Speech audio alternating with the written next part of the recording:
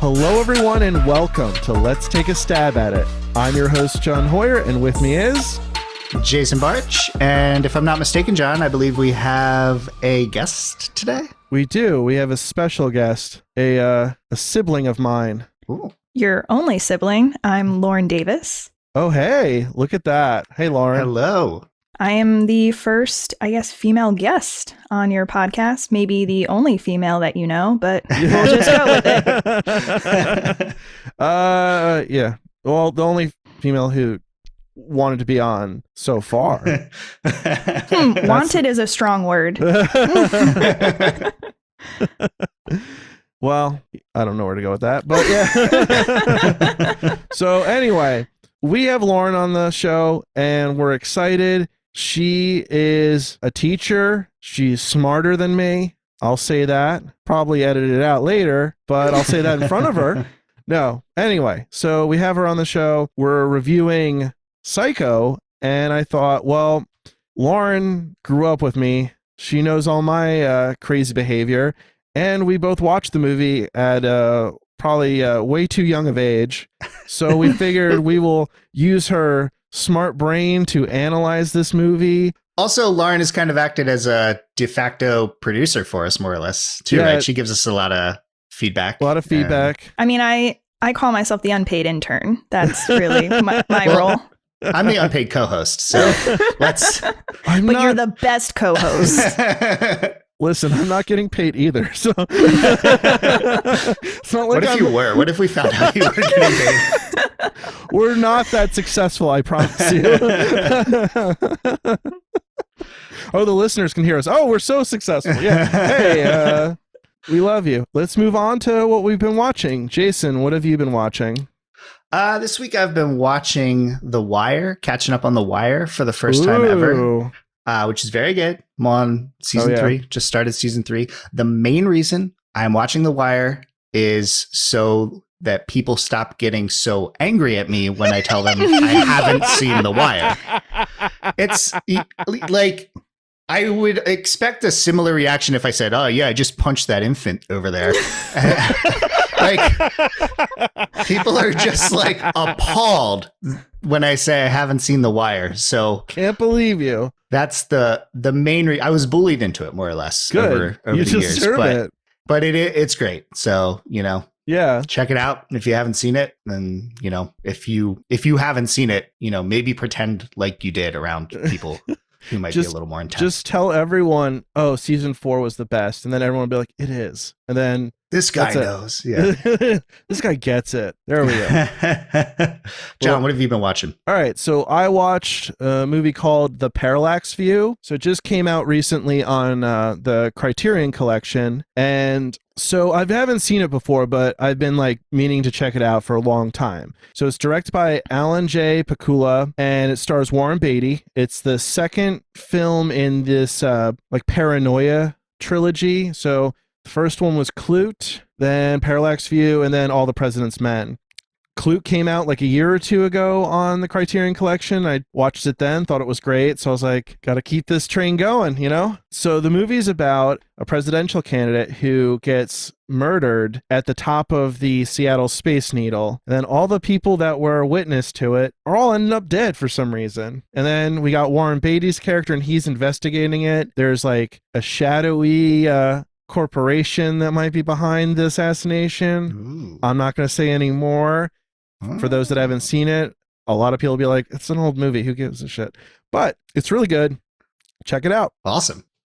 So, Lauren, what have you been watching? Well, as a good unpaid intern, I actually watched Peeping Tom. So, I mean, that was the previous episode. So if you haven't listened to it, definitely go listen to it and obviously watch the movie. Lauren, that's our job to recommend that to them. You can. Please don't endorse movies on this unpaid intern. So before you continue, Lauren, I just want to mention. So I was talking to our mother before, and apparently she doesn't know the name of the movie, so she invented a name, and she called it, "Oh, are you reviewing Mr. Peepers together?" And I told Lauren about this, and then she said to me that it's like our mother has an issue with British people, I guess. So, so she just came up with the most British sounding name. So just in my head since then, I've been like, "Oi, where's that Mr. Peepers?" Our mother literally has a talent for misnaming things the oddest jargon she can come up with. That is a gift. Cherish that. So Never Let Me Go was, she called it The One That You Know. At least it rhymes. Then The Shawshank Redemption was The Shimshack Reception. Anyway, Lauren, so anyway, I watched Peeping Tom, and it was the first time I had seen it at all, and I was actually really surprised that it came out the same year as the movie that we're going to talk about today, Psycho, because I mean visually they look so much different from one another, but I was also very creeped out in a different way than I'm creeped out when I watch Psycho. So it definitely felt like it almost didn't belong in the time that it came out. It seemed almost more modern than that, I guess. So it was interesting to watch, and definitely if you want to watch someone peeping on other people, that's your movie to go and watch. Check out Mr. Peepers. Well, we'll talk about it a little bit later, but this will be helpful for when we talk about when we compare Psycho to Peeping Tom with how it fits within the slasher film canon. So, it's great that Lauren did her due diligence. So which one actually did come out first? Okay, well that's complicated. So Peeping Tom came out first in Britain, but Peeping Tom didn't come out to the US till 1963. So oh, wow. Psycho looked like it was seen as in the US seemed more like the first in the slasher genre. Yeah, and then there was of course all the controversy and the limitations of certain theaters and such. Yeah. I'm sure played into it. And we'll talk about this a little bit later, but the controversy around Psycho is a little different, but also maybe more absurd. But before we get into that, we're going to start by talking about the director of Psycho, Alfred Hitchcock. So Alfred Hitchcock's one of my favorite directors of all time. I've seen probably 20 or so of his movies. I'm a sicko, as those that listened to last week's episode, they know. All right. Well, so I just kind of wanted to get into it and see what everyone else's experiences with Alfred Hitchcock, some of your favorite movies with him. Jason. Well, so we were talking a little bit about this before the show, but my first kind of real experience with Hitchcock is in film school because they use him a lot in the classes. And I know we talk specifically about editing class. There's a lot of editing techniques in it that are still prevalent today. My favorite of his, I haven't seen as many as you have, but I really like Rear Window. Oh yeah, that's one of my favorites. That's probably up there. But I mean, I just think he was such a pioneer, and just some of the camera moves, even rewatching Psycho, you can still see his influence in cinematography today. Yeah. And especially in the horror genre. So yeah, I mean, he's one of the greats. What can you say? Very true. Lauren, so what's your experience? I know it, but we'll let you talk for yourself. Probably most of the, Hitchcock movies I've probably seen with you. Psycho was definitely the first. I know I definitely saw The Birds. Vertigo is probably one of my favorites. Oh, yeah. And I think I was telling you the other day, I'm not even sure if I've seen Rear Window or I just know the iconic scenes from it. But funny enough, which it kind of touches on another love of yours, John, is that my knowledge of Hitchcock's movies, I also think of the Simpsons scenes where his movies are referenced. So I remember frequently when I would teach something, I think I taught the Streetcar Named Desire episode when I was teaching that play, and I would show the Simpsons episode and I would laugh and be like, you guys know this scene's from The Birds. And they're like, what's The Birds? And I'm like, there's so much to teach you children. So much.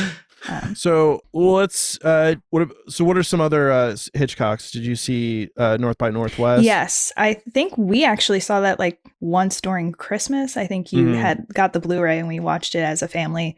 I'm sure there's others. I think I saw Rebecca, was it? I could also if I remember correctly, it was Strangers on a Train was one that we both really liked watching. I think so too. And we used to also watch like Alfred Hitchcock Presents, like his TV show a lot too. So yeah, no, the very influential figure. I think Lauren and I both, our love of like thriller movies and stuff like that is just all can be traced back to this sicko. So oh yeah, for sure. Rope's a really good one too. That was one of the so good. Yeah, that was one of the early kind of single take attempts at telling a story. So I mean, I guess it hasn't probably aged particularly well as far as like the hidden cuts, because there's some that are pretty obvious, but it attempts to tell a story which seems like it takes place in one shot. For those at home that haven't seen Rope, some of the obvious ones that Jason's talking about is that the camera will literally just move right into someone's back and then pull out again, and then it's like, that's the mask, like how they mask the cut. It's like very, very obvious, but still a very fun movie, and that technique worked really well. So yeah. All right, so let's move on to talking about the movie Psycho. So Psycho was based on a book that took inspiration from the notable serial killer Ed Gein. And that was actually the same guy they used as the inspiration for Texas Chainsaw Massacre, Silence of the Lambs. The man was prolific for only killing 2 people. So Hitchcock wanted to make that movie. Paramount refused to finance it. And Hitchcock was like, all right, well, let me do it cheaper. And they're like, no, we're not doing it. And he goes, okay, I'll use my crew from Alfred Hitchcock Presents. I will pay for it. You just distribute it. And they're like, okay, we'll do that. Where was Hitchcock at in terms of the clout of his career at this point? Was he highest he's ever been? He had did North by Northwest, which was like a huge hit. This is after Rear Window and all that. So basically, he should have been able to do whatever he wanted. And that's what's surprising, is that Paramount was like, whoa, buddy, what? Why are you qualified to do this? Yeah. Like, I'm Alfred Hitchcock at the peak of my career. Let me do this. Yeah, you would think they'd just be like, you know what you're doing. Go for it. Seriously. How little faith they had in him. And also, like, it was just, so we were talking before about how how Peeping Tom, there were a lot of issues with that film, and the people were like outraged by the subject matter and stuff. But some of the stuff that the censors were like really upset about for Psycho was like the dumbest shit. So one thing was they were upset that you could see a toilet flushing in the movie. That's wild. They're like, whoa, what's up with that? And that there's also like the first scene of the movie when Janet Leigh is in that hotel room with the Sam character, like they're sharing the same bed. Like, oh no. And then also the censors believed that they could see some like nipples in the death scene in the shower. So apparently Hitchcock was like, all right, I'll remove it. And then he did nothing, resubmitted the same scene, and then they looked at it like, that's better. That's better. That's like classic client management 101. My coworker Brian, who is also a fan of the show, fan of the podcast. What up, Brian? He often talks about this tactic just in our line of work with video editing. I guess as the story goes, like graphic designers back in the day, when they would show clients their work, this was before computers, and then they would have an image of it, but they would make sure they had a hairy arm, one of their hairy arms in the photo. Mm-hmm. So that's all that the client was focused on. Like, why is that arm in there? It didn't have anything to do with the design, but that's all they were fixated on. Yeah. And at that point, they're like, get that arm out of there. And then the agency or whatever would be like, all right, so once we remove that arm, is this approved? They're like, yeah, it's fine. Just get the arm out of there. So sometimes people just want to have control of saying, do something a certain way and then let me approve it. So there's instances too, like with my job where, somebody will say, I'll submit a video and they'll be like, change the music. So I change the music. And then they're like, oh, this is like, too upbeat. Let's try something a little different. And then I'll go back to the original one and then they'll love it. So I don't know. I feel like that was going on a little bit with Psycho. No, that's really funny. I personally think it's always good to outsmart people and force your will over them any way possible. So I don't know if either of you have seen the trailer, but the trailer for Psycho, it's interesting because it's actually Alfred Hitchcock on the set of the movie, and he's just talking about the movie, and like he's about to explain some of the plot, and then he like catches himself before he spills anything. And I thought it was neat because of Alfred Hitchcock Presents, he's like kind of one of he was the most like well-known director of the time. People knew what he looked like.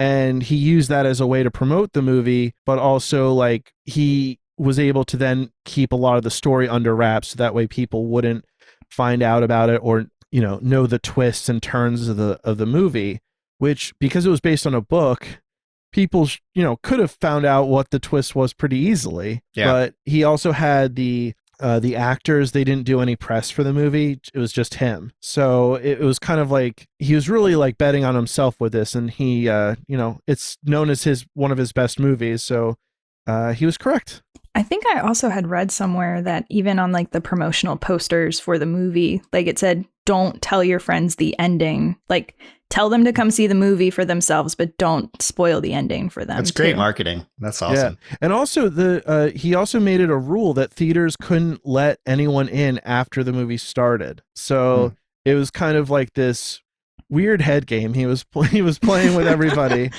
And I guess the theaters were like upset about this. Like, who's he to tell us what to do? And then everyone was showing up to see it. So they're like, well, all right, we'll just abide by that. I think that should still be enforced for every movie today. Mm-hmm. Like get there on time. Like, well, the thing though is with like movies nowadays, you have a good a solid 30 minutes of trailers before the movie starts. So yeah, why are you showing up 40 minutes after the showtime? Just what's the point? How badly do you want to see this movie? Okay, so the plot synopsis for Psycho.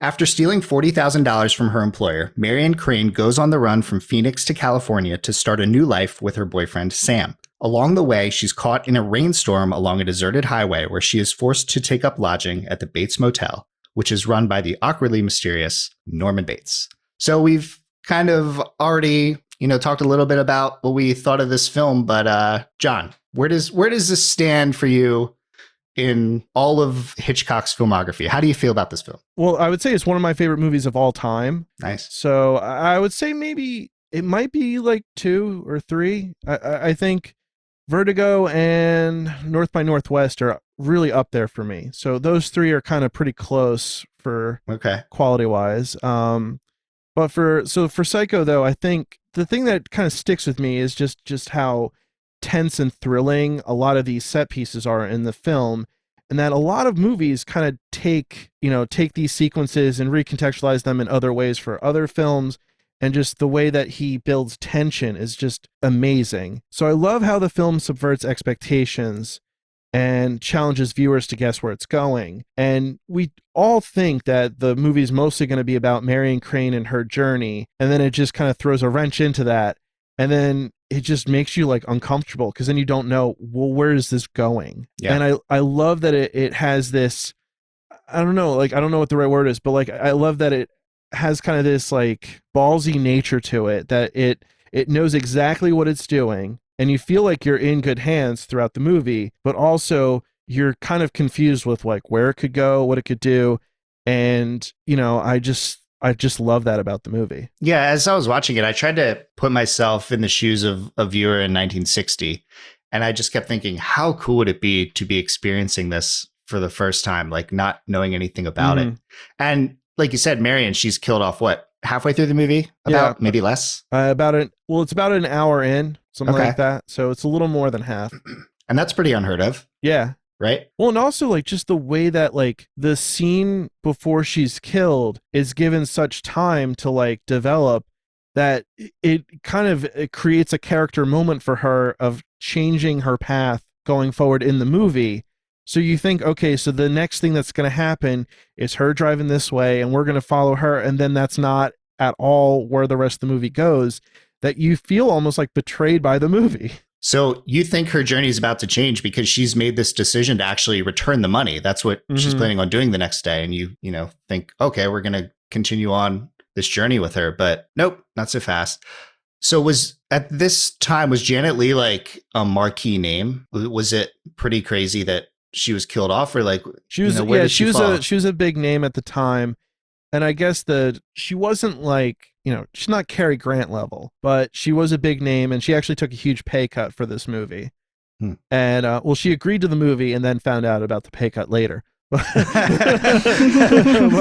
but people talk about like the first scene in Scream where you think Drew Barrymore is going to be in the whole movie, but that's only the first scene. It's not like an hour developed to her character, her journey, and then having like, a big like this big moment between two characters kind of like pouring their hearts out about something. I love how like just subversive that is. I love it. I wish more movies did that nowadays. I wish like the top billed actors weren't just untouchable for the whole movie. I mean, I guess, indie films can make an exception, and I guess studios come into play with that aspect, but I don't know. I think like TV shows do that more than TV shows do. Yeah.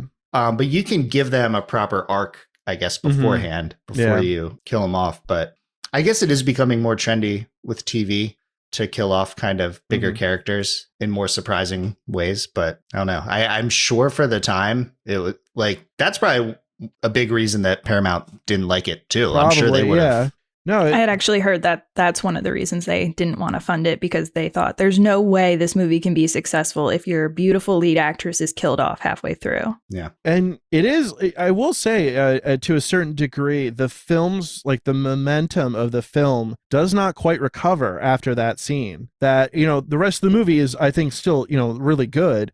But the best part of that movie is like the opening 40, 50 minutes of like what happens and then her murder. And then after that, it's kind of like it has to slow down a little bit because everyone's just like, their brains are melting. They don't know what the hell's going to happen next. Well, there is that nice, kind of interlude of the whole cleanup after the murder. And it kind of feels like a little transition. I don't know. I see what you're saying, but I felt like at least this last time when I watched it, what were originally side characters kind of did a good job just kind of picking up where it left off. Absolutely. I think it's like great front to back, but there is a reason why the first, half of that movie is so memorable. It's like, I'm saying like first half, perfect. Second half, 9 out of 10. That's all I'm saying. All right, folks, we're not getting into another nitpick argument like we did last week. Okay. All right. But so Lauren, what are your thoughts? Well, I don't want to bring up a touchy subject for you, John, but please do. I remember really liking Psycho. I watched it at a very, very young age that would probably make Jason cry. I think I was probably about 8 or so. Oh. But like, it's not that bad for an 8-year-old. I would say it's fine, but what do I know? John also went to Die Hard when he was 7, 8. Yeah, so this was a step up in parenting for us, this is more tame. Yeah. But I didn't know how the movie was going to end, and our mother spoiled the ending for John before he watched the movie. What, this happened? Oh, yeah. This is real. Yeah. So, all right. So my mom would sell me on a movie by telling me the twist ending and be like, you have to see it. So that was Psycho, Planet of the Apes. I mean, if I didn't see Sixth Sense with her in theaters, I know that's what she would have been telling me later that day. Wow. So, So that is how she convinced you to see movies, by giving away the ending, not only the ending, the twist ending. Yeah, and she would tell me like this is so smart, like you have to see it. And I enjoyed the way so it would be thrilling what she would tell me, and I'd be like, oh, that's really cool. And then when I watched the movie, I'd be like, as I'm watching, I go, this would have been a lot better if she just didn't say any of this. But I'm starting to understand why you now feel the need to watch movies immediately when they come out. You've been conditioned your whole life. Like, this is a much more deep-seated issue than I ever realized. Like, this is This comes from your mom spoiling movies for you when you were a youngster. Wow. Maybe we should have had her on for this Psycho. We're breaking new ground episode. tonight. This is good. Yeah. Family therapy next time. Oh, man. That's... But yeah, so I remember really, really liking Psycho, and I think it must have been one of the first black and white movies that I think I ever saw. And you can imagine an 8-year-old probably not wanting to watch a black and white movie, but our mother being like, no, this is a good movie. You guys will like this. I don't remember her spoiling the ending for me. So if I heard it, I didn't remember it. But I remember she would get like the satisfaction of spoiling it for me, and then she would forget about whatever. Lauren doesn't. Well, no, it was all a psychological experiment. She's like, we're gonna spoil every movie for John, and then let Lauren experience them and see how they turn out. So by the end of this episode, Jason, you'll have to let us know who turned out better in the end. All right, so let's get into a few scenes from the film. So as we established earlier, basically what sets this whole film in motion is Marion Crane works at, is it a bank or a real estate company? It's a real estate company. It's a real estate company. Somebody comes in with $40,000 cash to buy a house, which is highly unusual, but they decide to do it.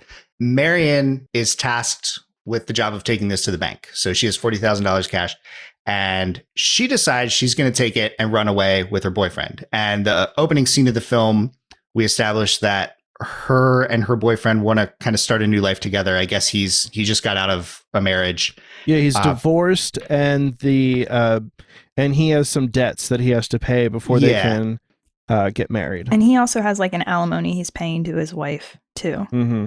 Yeah, so basically finances are what is preventing them from starting their new life together. So she decides to just take this money.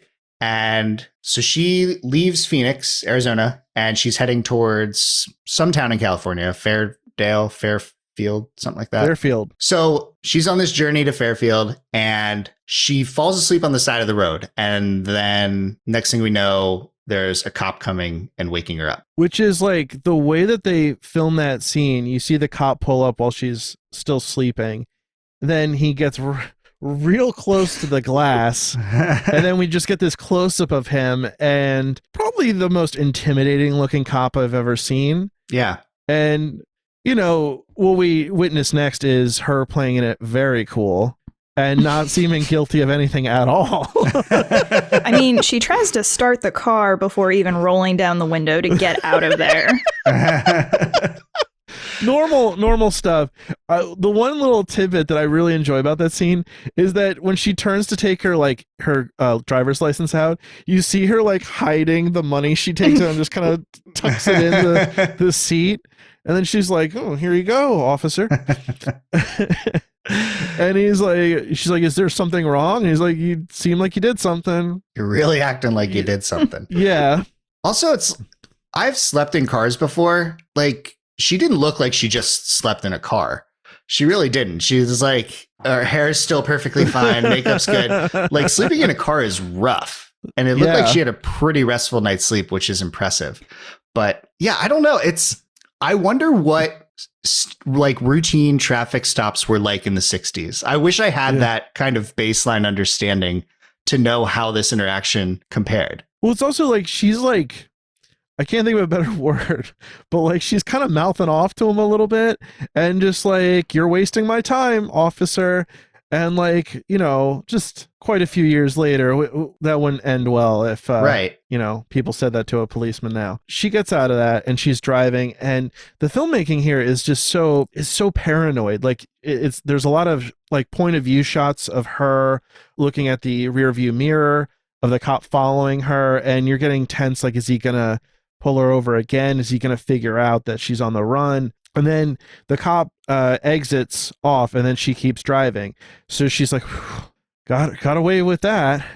And then, of course, the next thing anyone would do is, you know what?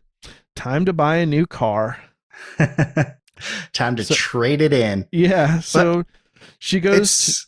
What's interesting about how that initial interaction with the cop ends is like, he basically just checks her license and looks at the license plate and then just hands the stuff back without really even saying anything. And then they both kind of go about their way. I think that kind of adds to like, okay, like what's happening now? Is he still suspicious? And you can tell he's still got some suspicion with Marion and what she's up to. So she decides to trade in her car, right? She wants, so and I guess the idea is she wants to get rid of these Arizona tags because that would draw a little too much attention. Mm-hmm. So I know we talked a little bit about this before the show, but it's kind of interesting. Like there's already a cop on her tail that's suspicious. And her first thought is let's trade in my car because that won't draw more attention. Yeah. And then I just think of like this woman would fold under any sort of questioning because like they're all very suspicious of her. And I just want to keep everyone in mind. It still hasn't been Monday yet where she should have had given like the money to the bank. So like no one's going to know about anything that happened until Monday. Yeah, it's Saturday in the story world. This is Saturday. So she's got nothing to worry about yet. And yet she is like, she's about to admit everything. And they're like, so she's trading in her car. And even the car salesman is just like, this is way too easy. Like, can I see some documentation? Like the most notoriously unscrupulous people in the world are car salesmen. And they're like, I don't know. I don't trust this. Like, you sure you don't want to take it around the block? Think about it. Yeah. He makes some sort of comment about like, this might be the first time the salesman is questioning whether the buyer actually wants to do this or something. Or that the customer high pressured the salesman. Yeah, the customer high pressures the salesman. I've only seen it 100 times.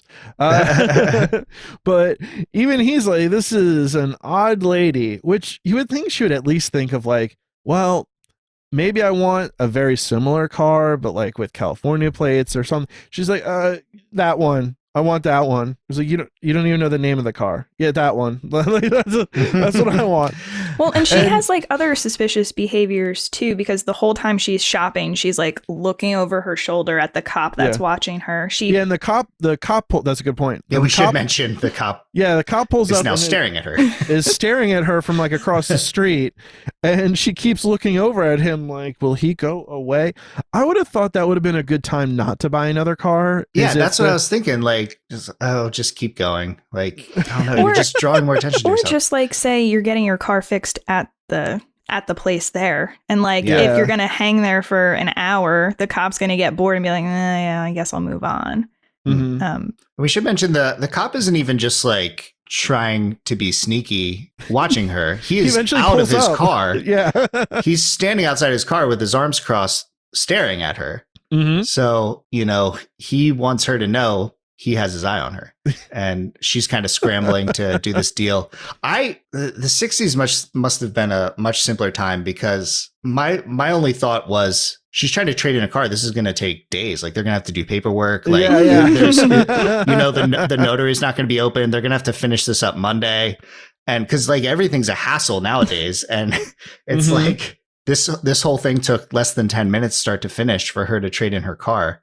So it was so quick, she forgot to take the luggage out of her old car. Yeah, good one. And the nice mechanic is like, lady, here, you forgot your stuff. I was thinking too, like, does she not have anything in the glove box? Like, I have like cassette tapes and mints and gum, and I want that stuff back. Like, it would take me at least an hour to clean out my old car. Can we just talk about the cassette tapes in your glove compartment?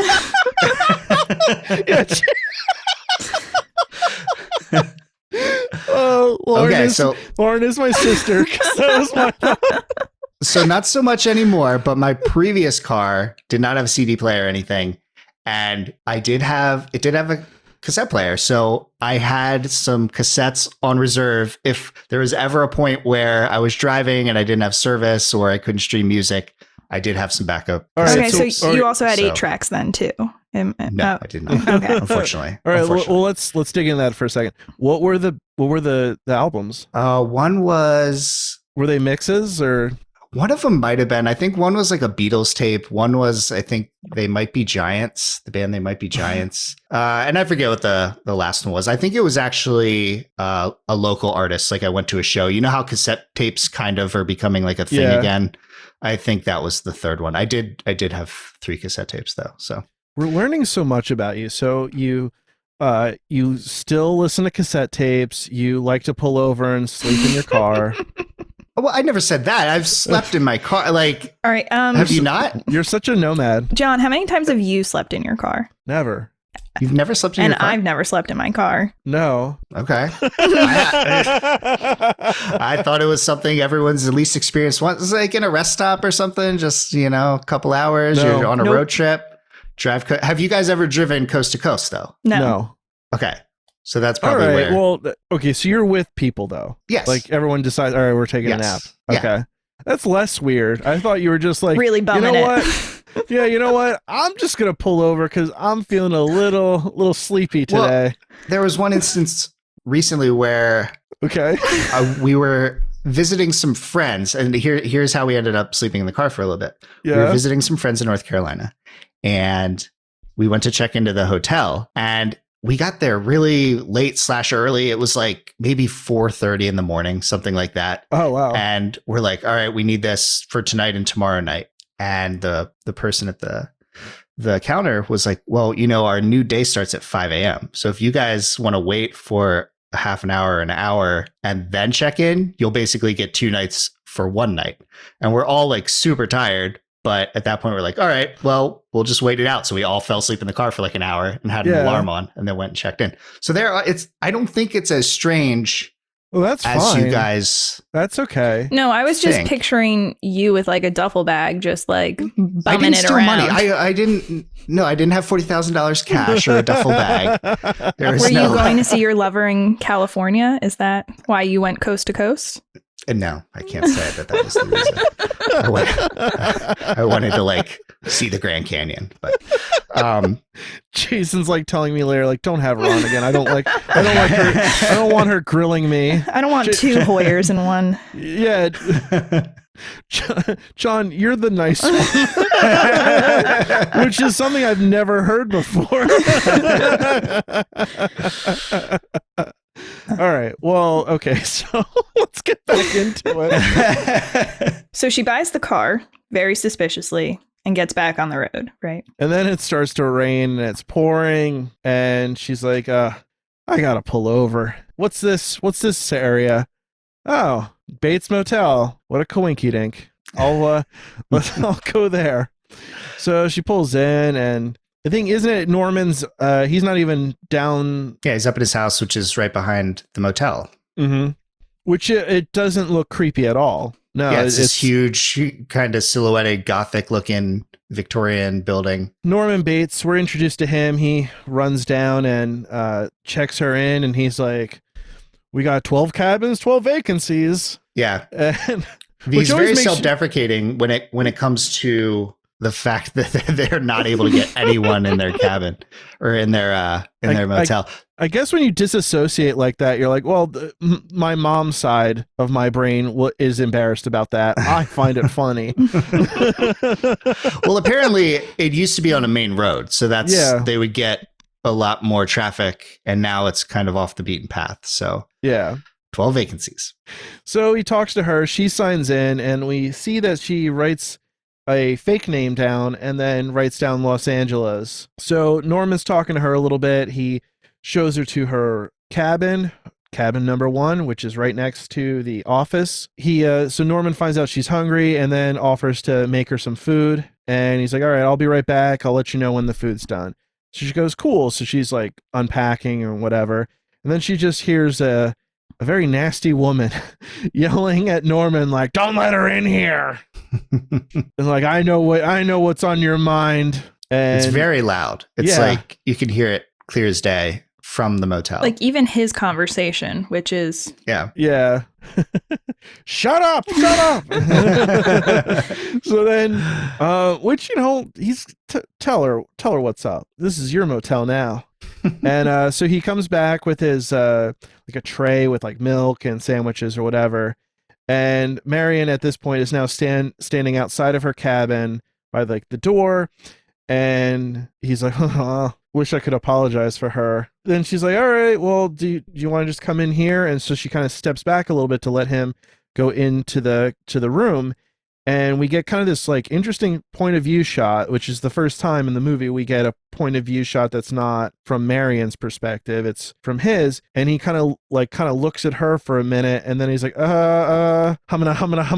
He's like, well, maybe we could do The Office. She's like, okay, whatever. Then when they go in the office, he's like, oh, this is too officious. Let's go into the parlor where you can see my dead bird collection. So she's like, so she goes in there, she's seeing his stuffed birds. Well, it's never really touched upon, but like, where does he get dead birds from? Which my first thought would be, either he's like just picking them up on the side of the road, which is weird, or he's killing them, which is psychotic. Yeah, both weird. So, and there's probably a little bit of each in there. This scene is kind of important because they start talking about like indirectly about both of their issues. And like, I think they talk about like their own personal traps. Yeah. So he mentions something about everyone has their own personal traps. And then she says that they kind of are like self-made, like people make them for themselves. Or I think he also said sometimes you're born into them, or sometimes you make them for yourself. Mm-hmm. Yeah. What I love about this scene is that in the context of the Marion Crane film that we never saw, that like the plot would be, this is the turning point where she realizes, I am setting up this trap for myself that I'm not going to be able to get out of. I should go home and fix the issues that I have. So from talking to Norman, she comes to this conclusion, and then separately also really pisses him off by saying, maybe put your mom in a home. And he gets very upset about that. What I liked about this, the filmmaking of this is interesting. So first, you kind of have these good like medium shots of both of them, and it's going back and forth in the conversation. And then when she mentions something about the mother and the way she talked to Norman, that's when we get a shot of him with the birds behind him. Mm-hmm. And that was a scene that we looked at pretty heavily in my editing class when I was in school. And that kind of creates kind of a more insidious, like it's a low angle shot of Norman with the birds. And later on in the conversation, he mentions something about his mother, she's as harmless as these stuffed birds, like she wouldn't hurt anybody. So like I took it to mean like these stuffed birds kind of watching him as he's talking is like what he imagines his mother kind of like listening to him say things. So like he gets very jumpy about any sort of criticism of his mother. Yeah, it's an interesting exercise. That's why we dissected the scene in editing class. It's an interesting exercise in how your environment and camera angle can kind of affect the feeling that a character is giving you. Mm-hmm. Obviously you have kind of a lower camera angle on somebody, they're going to seem a lot more ominous. And you have all these shadows kind of around the birds. They're almost looking like they're protecting him or ready to attack, or just, and it just the way the camera shifts, it becomes a lot more unsettling. And it's very interesting and it's very intentional how he did that in the scene and how it unfolded. Yeah. And Marion doesn't really have anything in her background, and his is shrouded in shadow and these birds. And it's interesting because he calls her a bird, or like, you eat like a bird, and all of this. Her last name's Crane. So there's this motif of birds. I don't know if this was intentional, but she also comes from Phoenix, another type of bird as well. Oh, yeah. And the thing that I used to use this scene to teach psychoanalysis to my high school students, because the content of their conversation, obviously, but the interesting thing that this does is it brings us back to even the opening scene where she's talking with Sam, and how like, we can't keep meeting up in hotel rooms. I want to be able to have you over for dinner, a respectable dinner with my mother's picture on the mantle. And she doesn't get that dinner with Sam. She gets that dinner in Norman's parlor room with his mother looming in the background of the house right. And these birds watching them. Yeah. So it's like almost this grotesque shift of her ideal of getting to eventually marry Sam and to like settle down and live a respectable life. That's a good point. And it's interesting too, because so like this element of like with Norman Bates and stuff is like kind of, this all seems more innocuous initially. And then as the movie progresses and you realize Norman's like one of the main characters, it adds so much more to that scene that it can play differently. We learn a lot about Norman, like the stuff with his mother, how the guy she was with wanted to open the motel, and then he died in a very like grotesque way or something, and that it like fractured his mother, like her mind after that, and that's why she's like so nasty. It's very like sympathetic to Norman in a way too, because you realize like he's dealing with a mother who's mentally ill, and you know he's doing the best he can, but he feels like he's kind of trapped in that world. Yeah, and what's interesting about Norman is his character has kind of almost become a prototype of future horror characters. You know, that kind of like innocent, quiet, shy guy that also you can tell there's something you don't know about him. And, you know, I don't know how often you saw a character like that before Psycho, but, you know, while I was watching it, I could see the influence of that character in, you know, in even more modern horror films. I had these two quotes down that I thought I remember the way the scene kind of ends is he's like, well, we all go a little mad sometimes. And then she says, yes, sometimes just one time can be enough. And then we hear her say that she's going to go back to Phoenix in the morning. And we as a viewer, we kind of think that this narrative's about to shift a little bit. Mm-hmm. You know, we're expecting a different story than what we end up getting. Well, even like before, you know, her getting killed, it is kind of like, I think people don't really think about this as being like a very weird turn, is that she leaves and then Norman's like, all right, let me watch her get undressed to take a shower. Yeah. And the thing, not to bring it back to birds, but he is watching her like bird watching. He's observing her and what she's doing. And I think also the painting that the hole is under is like of a naked woman anyway. So that's like another interesting sort of hint that like we've got something lurid going on here. But yeah, like, I don't know. I think a lot of this stuff is really interesting, especially since he talks about the stuffed birds. He talks about how we put ourselves in traps. He's watching her, and it's all of this stuff where you think of birds as being free and flying and all of this nice stuff. She's going to go back. So we kind of assume that's where this is headed, but he's trapping her right now. Like he's literally going to trap her in, what is it, the swamp that he has behind the hotel as well. So no, that's a good point. So next thing we see is Norman puts the painting back. Looks like he's maybe embarrassed that he was watching her. Then goes into his house, and this will be an interesting thing we'll talk about later, but instead of going upstairs, he goes into another room on the main floor of the house and kind of sits down. So the next thing we see is Marion. She's going to take a shower.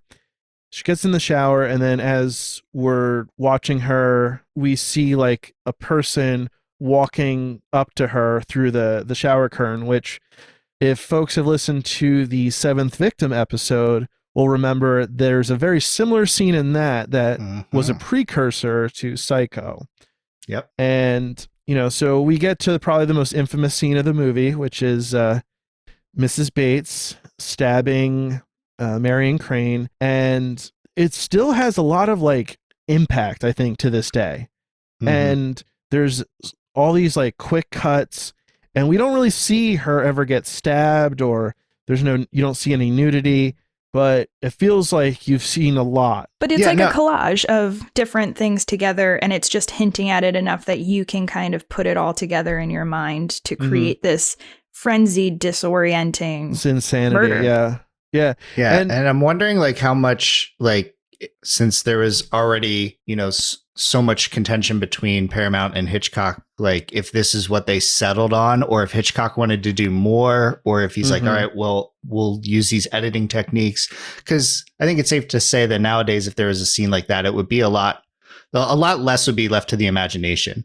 But there's something really unsettling about the fact that so much of this is left to the imagination, and just the sequence of shots. And I don't know. It's. What do you think? I mean, I think this holds up as is. It would be. I would also say it holds up. It's great. But I think the Norman cleaning up the body, and like you see like that close up of her eye, just as she's laying there on the tub, and like it's all like, because it's in black and white, you see it just a lot of bright white in this shot. It's very clinical kind of feeling to it.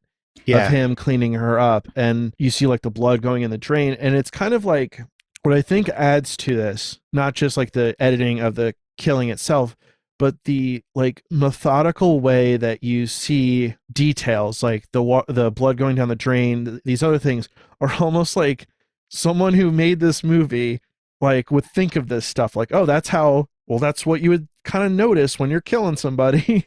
And like, you know, Alfred Hitchcock is he's a sicko. He's a film sicko. So that shot would be referenced a lot in film school. Also the drain, and then what they call graphic matching from the drain to her eye. And it's just like a really clever way to kind of, we see her blood kind of swirling down, and then we see the aftermath of what happened. And there's that really nice shot that it even kind of pulls back from her face and then goes around the room, and we see that the money is still sitting there. And that's another interesting aspect too, is that the money, while the side characters are still aware of it, it doesn't really, like, it kind of dies with Marion almost, which is interesting. Well, because you think he doesn't grab the newspaper that has the money in it when he's cleaning up the room, and then he throws everything in the car, and then when he goes back, does just another quick look, he grabs the money and he throws it in the trunk. And you think that would be like the thing is like, oh, they're going to find the money later. Like that's like the smoking gun or something. But instead he does catch it, throws it away, and it meant nothing to him. And he didn't even he didn't even know it was there. Yeah. But it's like Alfred Hitchcock knows the genre so well that he's even setting up like fake outs for you to think, oh, that'll come into play later. And then he's like, nope, you fool. I know what I'm doing. Okay, so Marion is now dead. Our main character is dead halfway through the movie. So now our perspective kind of shifts to Sam, which is her boyfriend, and Lila, her sister. So Monday rolls around. Nobody knows where the money is. No one's seen her. And they're trying to figure this out. And at the same time, was it the real estate company or the person buying the house has hired a private investigator? Who hired? I don't think it's said explicitly, but it's assumed that the Texan guy with the $40,000, he hires a private investigator named Arbogast. Arbogast is on the case. He's trying to track down this $40,000. He goes and talks to Norman, and that's it. What I think is interesting about that scene is the role reversal of Norman now folding under questioning like Marion did a few scenes earlier. One of the worst lies on screen that I've ever seen. Every attempt he makes to cover up what he's done is just awful. He goes from like, hasn't been anybody here in weeks, to, oh yeah, there was that one person, but she was wearing a wig, I think. Oh yeah, I actually do remember everything about that evening. It's such a horrible attempt at playing it cool. But you're right, there are similarities between how Marion handled the cop. Well, also interestingly, the first time we see Arbogast, it's this close-up of him looking very serious in the same way we see the cop. Yeah. Before. So that's a nice visual. Like, he almost looks like the cop too. Yeah. But I love that Arbogast is like playing it cool. So he's like, yeah, sure. No, I get it. You're remembering things differently now. He's like, he really commits to the lie that there was no one here, but he never thinks to kind of get rid of the check-in sheet or anything. Like he goes through all of this trouble to clean up the scene, but doesn't even consider cleaning up his story. It's like, I mean, maybe this is just me, but I find the best way to like not seem guilty or something is just to claim like ignorance about everything. Not say, no, there's no one that's been here. Just be like, maybe. Is this her? Maybe. I don't know. Kind of looks like her. I wasn't really paying attention. Just very vague to the point of like just being infuriating that the private investigator would just be like, this guy's an idiot. I shouldn't depend on anything he says. He doesn't know what's going on. And instead he's like, no one's here. And then he like lets slip. He's like, she may have been able to fool me, but she wouldn't fool my mother. he's like, oh, she met her? And then you could see the look on his eyes like, God damn it. Why did I say that? It really is an awful, awful attempt.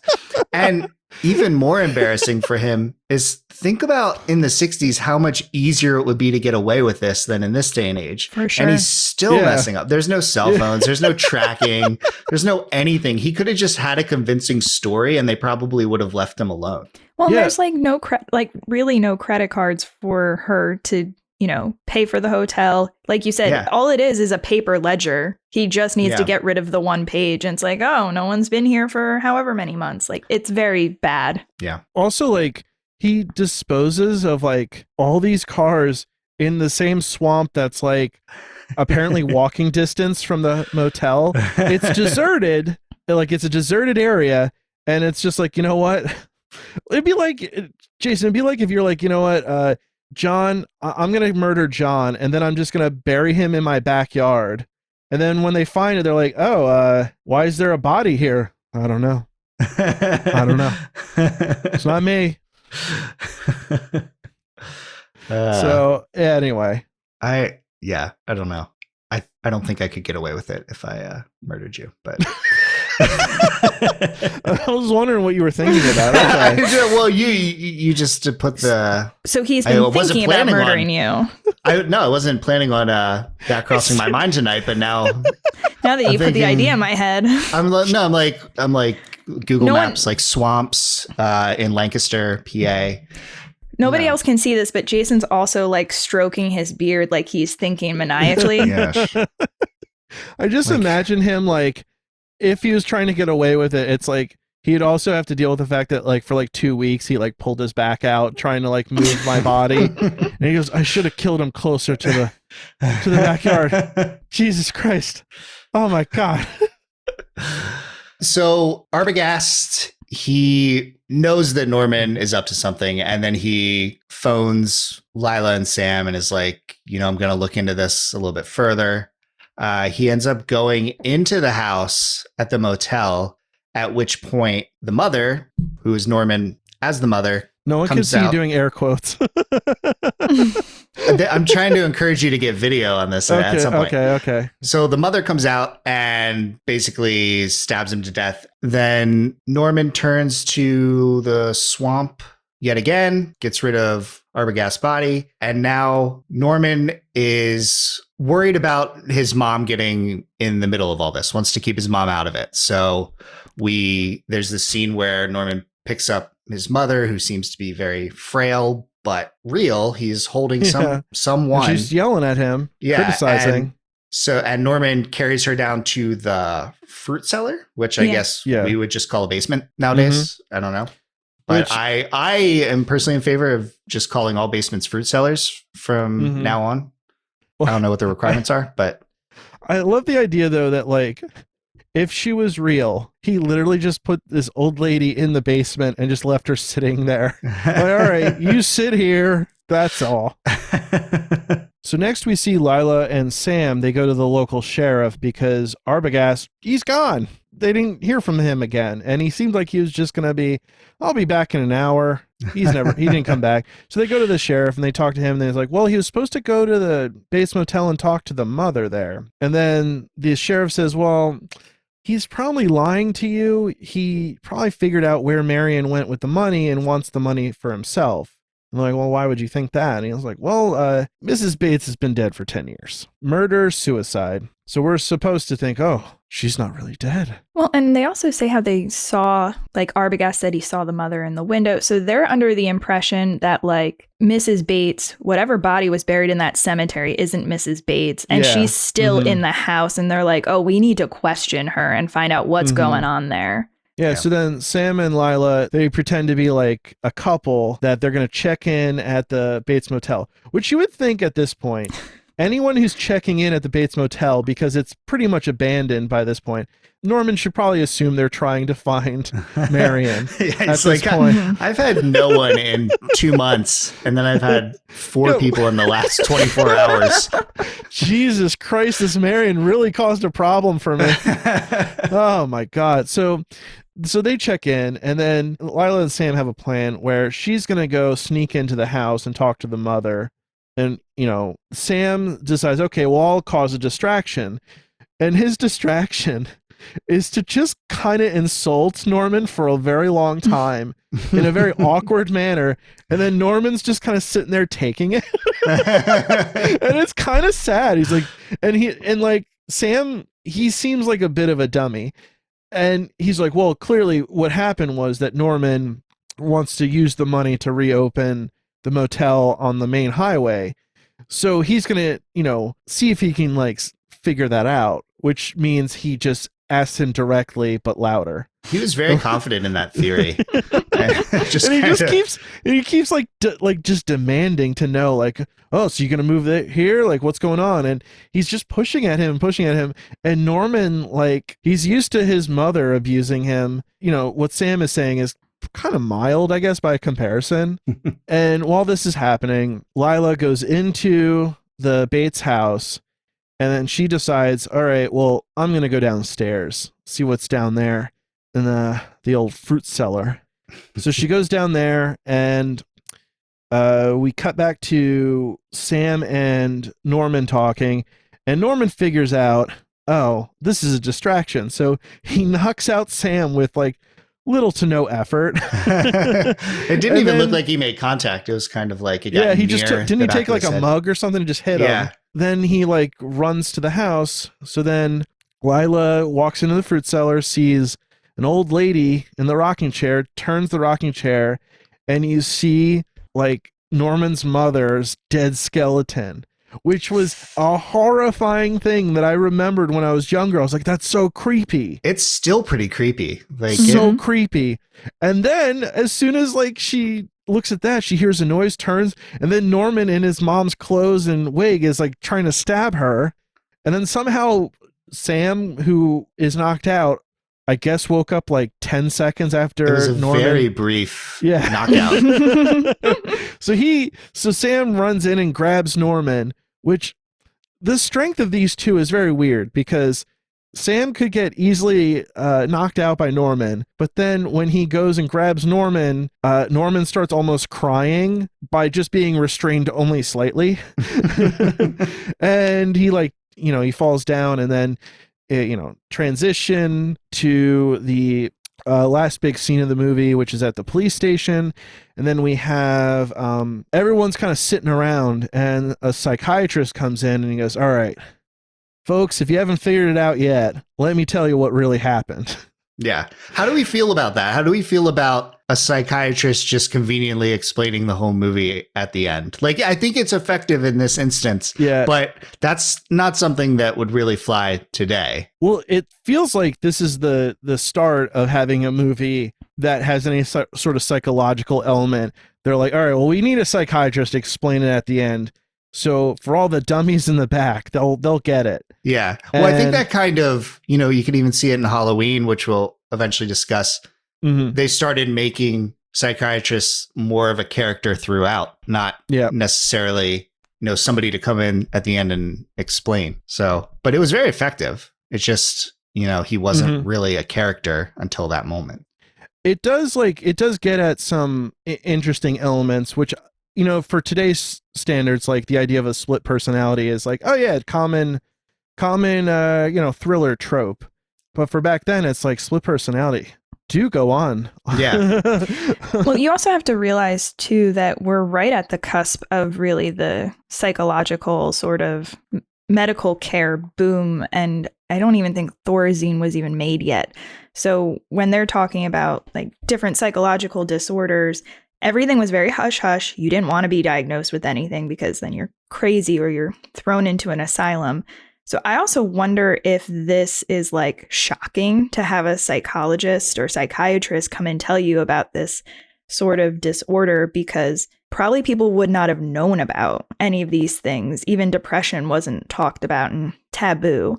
So, I mean, I really liked it because you talk about Norman objectively, like he is this test subject. And then we go down the hall and we go into the spot where he's locked up and he's just sitting there with this blanket on him and just staring. And it's so unsettling.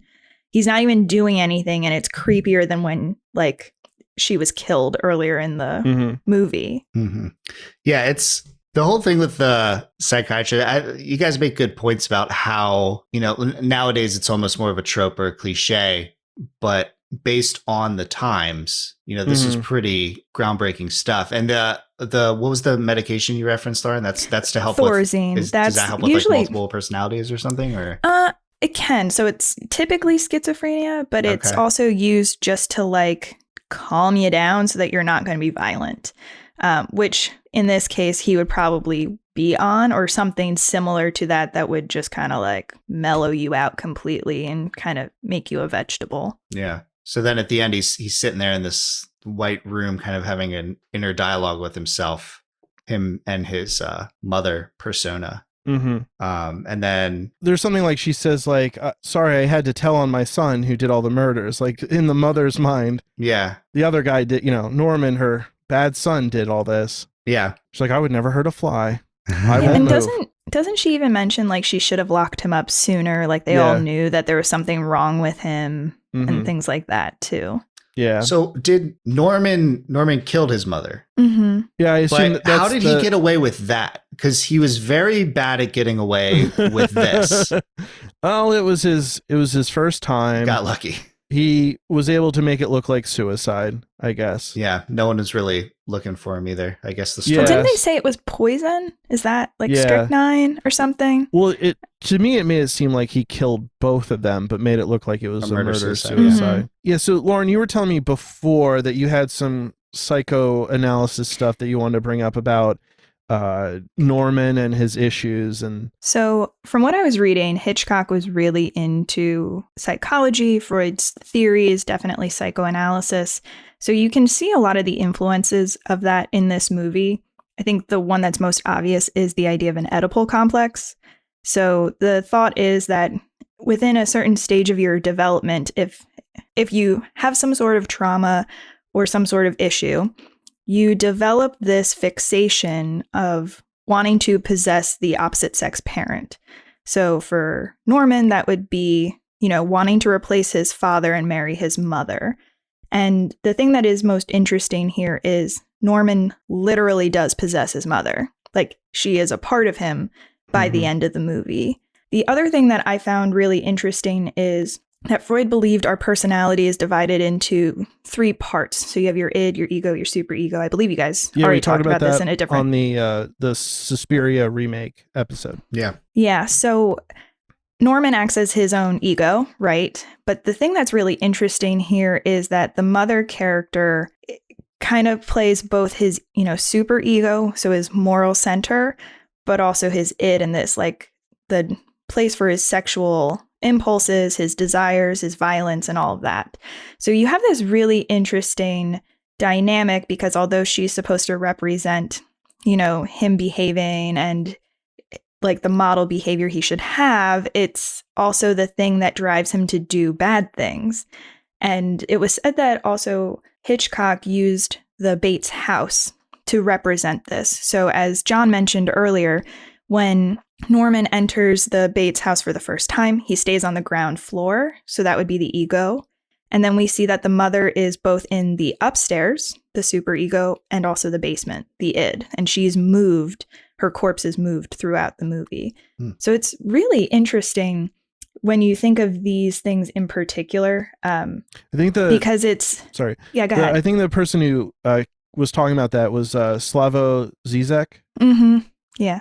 And it's just such a, I don't know, it was such a stylistic choice that I don't think you pick up on unless you really, really dig into the movie. Yeah, that's interesting. And it's also, you know, just thinking about that, the parallels to Peeping Tom and how there were the psychological elements with that. And it does seem like this was all very fresh and exciting and maybe a little taboo to talk about, but you know, how Peeping Tom dealt with, you know, instilling fear into young people. And, you know, I guess you could even break it down to like nature versus nurture type thing. And then Psycho is dealing with the Oedipal complex. And I don't know, I think like the psychological thriller genre is now like it's so huge that it's nice to have films like this that kind of put the origins in perspective and make you absolutely kind of appreciate the weight of these issues, because I feel like that can be glossed over. It's almost used as a device now. It's not, you don't get as deep into, what might be making a character's mind behave a certain way. It's just like, okay, like he's crazy because of this. He has this. Mm-hmm. So I don't know. I guess that's what's interesting about these films is kind of, the origins of that. And with the slasher element of all this, we have another movie where the male killer, who's a weirdo, is, targeting women mostly. And yeah, he is looking at them from afar in like these vulnerable positions and then stabs them to death. And especially because stabbing is such a, if you're thinking psychoanalysis, it's such a sexual act in and of itself. And also the other similarity that I noticed between Peeping Tom and Psycho is that both the male characters offer the girls milk. I don't know if that was done, like if that means anything, but I was just like, I really don't want to ever drink milk again. That's I thought about gross. that too. I think people just drank a lot more milk back then. It's not like, it's not a drink you offer guests anymore. It's, but I don't know. Maybe there is something to that. There's something to the milk. But everybody had like a milkman, right? Like, I guess I would drink more milk if I had a milkman. That'd be cool.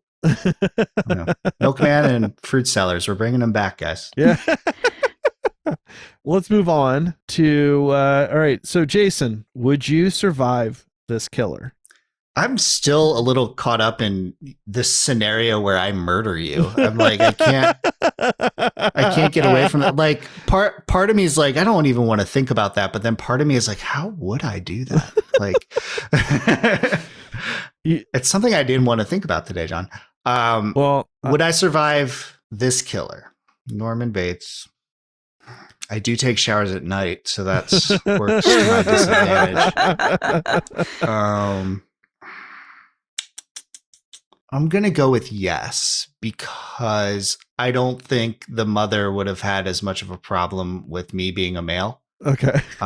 Maybe she would have been cool with me having some milk and sandwiches. But I think I would have survived first and foremost because I don't think I would have even ended up at the Bates Motel, because there's as they're talking, you would have slept in your car again. Well, yeah, that or like a detail we didn't even discuss is like she's apparently only like 10 or 15 miles from her destination. Yeah, I wouldn't get a hotel if I was 10 miles from my destination. And the rain stopped shortly after she went to check in. So I don't know. I think I could, even if I ended up there, I feel confident, 7 out of 10. I feel like I could survive. I feel like this weirdo offers me, I can make you some sandwiches. I would have been like, nah, it's all right. You'd be like, oh, look, the rain stopped. Don't worry about it. Yeah, no. Really? You're giving me odd vibes right now. That's why I'm going to say good night to you, sir. And I would also have been like, hey, what's with this peephole that he's looking through right now? I don't know. My reaction time is kind of slow. So maybe I'm imagining all these things that I would say or do, but by the time like I'm realizing he's there stabbing me, I'm already on the ground. Lauren, do you think you would survive this? No, I'm his type. He just has like the actor who plays him has this little like puppy dog look to him. Like he seems so innocent. And I mean, I guess that goes, not to get back into analysis, but that goes into the name, right? Norman Bates. Norman's normal. Bates, like he's baiting us. We think he is one way, but he ends up being a different way. So yeah, no, I'm his type. He would come murder me in the shower.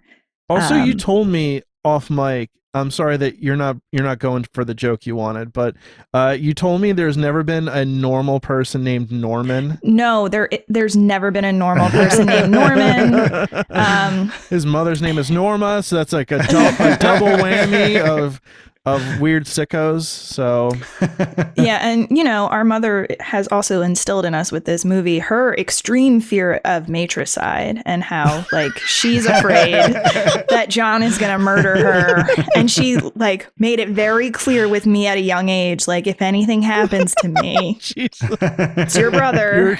You're gonna put that on the air. All right, Lauren. Well, also that also goes hand in hand with she used to check my head for little sixes to make sure I wasn't the son of the devil. I mentioned that in the first episode, I believe, but also like all of this stemmed from the fact that like when I was like 3 and I didn't get my way, I would give a little bit of an evil look that I was mad. And, obviously that's been held against me for the rest of my life. Yeah, she'd call you Damien. Yeah, thanks, Mom. I was the favorite child, if you couldn't tell. We need a bonus episode with your whole family. Get your uncle. Oh, my God. Get everybody. Anyway. All right, that does it for this week's episode. Please remember to rate, review, and subscribe. And next week, we will be reviewing the Texas Chainsaw Massacre. Until then, stab you later.